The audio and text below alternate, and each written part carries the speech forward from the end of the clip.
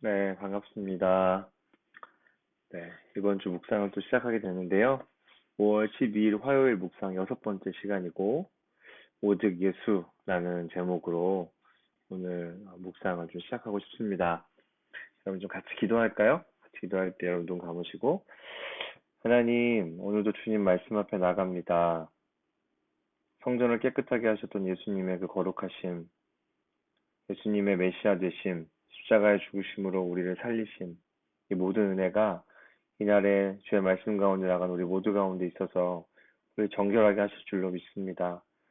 성령 하나님, 이 시간 하나님의 말씀, 기록되어 있는 그 말씀이 우리 안에 살아 움직이는 말씀 되도록 우리 영 가운데 말씀하여 주시옵소서. 각 사람 가운데 주의 말씀으로 인도하실 줄로 믿사오며 예수 그리스도의 이름으로 기도했습니다. 아멘. 자, 오늘 본문은 요한복음 2장 13절에서 26절 말씀인데요. 여러분 본문을 펴시고 잠시 영상을 멈추시고 오늘 말씀을 요한복음 2장 13절에서 25절까지 말씀을 소리내서 여러분 귀에 들리도록 또박또박 한 번, 두 번, 세 번 정도 읽으시면 좋겠습니다. 네, 영상을 멈추고 말씀을 읽겠습니다.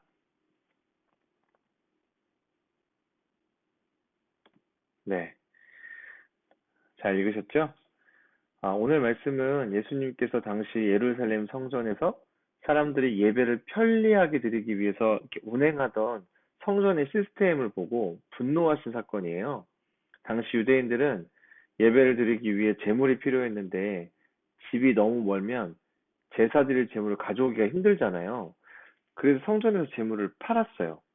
너무 편했겠죠? 여러분 미련하게 집에서부터 소를 끌고 올 필요가 없는 거예요. 와, 누가 그렇게 미련하게 성전 가면 다 파는데 이건 너무 편한 거죠. 그 당시에 사용되던 로마의 돈은 성전에서 사용이 안 되기 때문에 성전 세금을 내기 위해서 사람들 로마 돈을 히브리 돈으로 바꿔야 했거든요. 여러분 그 재물을 팔고 돈을 바꿔주면서 그 중간에서 많은 돈을 버는 사람들이 있었는데 그게 당시에 제사장들이었어요. 아이러니하죠. 성전이 예배를 받으시는 분에 대한 관심이 아니라 예배하는 행위 자체에 집중되어 있었던 거죠. 그냥 어떻게든 예배만 하면 되는 걸까요?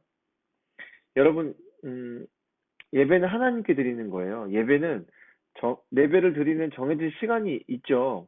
예를 들면, 우리 예배가 주일 아침 11시였잖아요. 지금은 토요일 날 7시에 우리가 온라인으로 하고 있지만, 여러분, 그럼 그 예배는 언제 시작할까요? 주일 11시에 딱 돼야 시작하나요? 아니에요. 이 예배를 사모하는 마음을 가진 누군가에게는 토요일, 아니 금요일, 아니 그 전부터 하나님은 그 사람의 예배를 받고 계신 거거든요.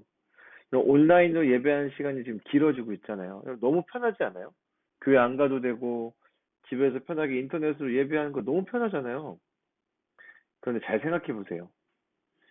어, 이때 우리가 잘 기억해야 할 것이 있어요. 예배는 꼭 해내야 하는 숙제 같은 게 아니에요. 그래서 예배 안 드리면 하나님이 이놈! 막 이렇게 하시는 게 아니에요.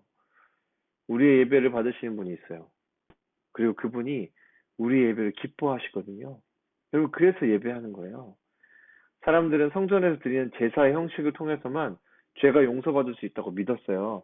그러니까 그 행위를 꼭 해야 되는 거죠.